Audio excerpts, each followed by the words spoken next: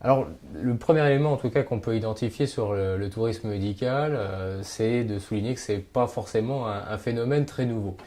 Alors, on va peut-être déjà définir ce qu'est le tourisme médical. Le tourisme médical, au final, c'est le fait de bénéficier de soins, très souvent à l'étranger ou, dans certains cas de figure, plutôt éloignés du domicile de l'individu. On peut prendre un individu qui habiterait par exemple au nord de la France et qui vient dans le sud pour pouvoir bénéficier de soins. Mais c'est vrai que l'acception en tout cas la plus courante qu'on peut avoir vis-à-vis de cette définition du tourisme médical est de souligner en tout cas le cas d'individus occidentaux qui iraient vers des pays émergents pour pouvoir bénéficier d'un certain nombre de soins.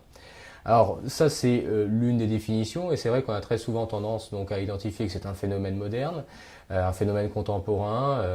plutôt en tout cas début des années 2000. La situation est tout autre au final. On se rend compte que si on regarde un petit peu plus dans l'histoire ancienne à ce sujet, si on remonte à l'Égypte ancienne, si on va même sur la Grèce antique, eh bien on a des prototypes en tout cas de ces formes du tourisme médical. Les Égyptiens en tout cas allaient bénéficier du côté de la mer Rouge des bienfaits des eaux salées, etc.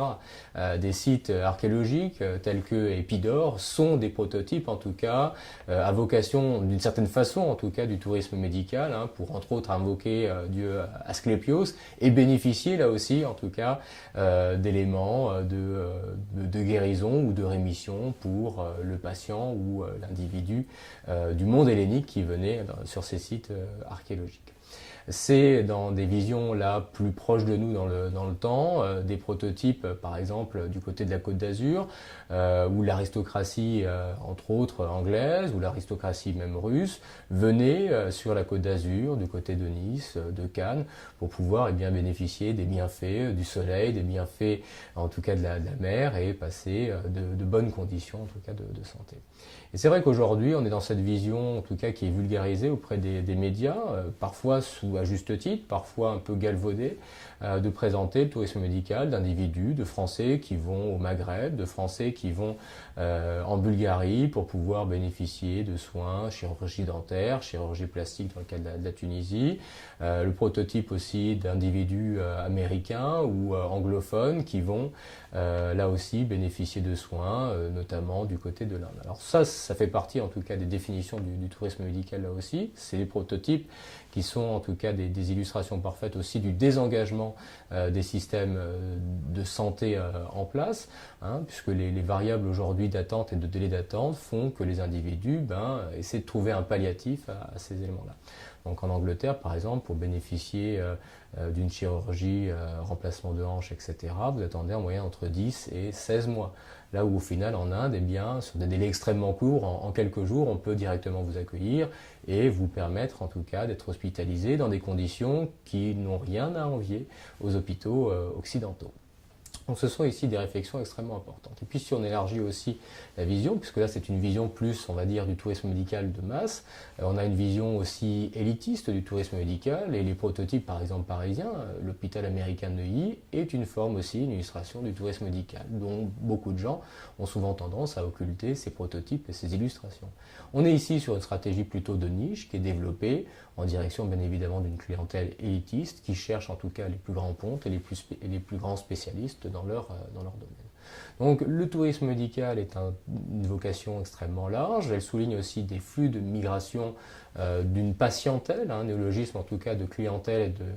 et de patients internationaux, dans des relations nord-sud, ces prototypes en tout cas, hein, donc du français qui va vers la Tunisie, le Maroc ou vers la Bulgarie.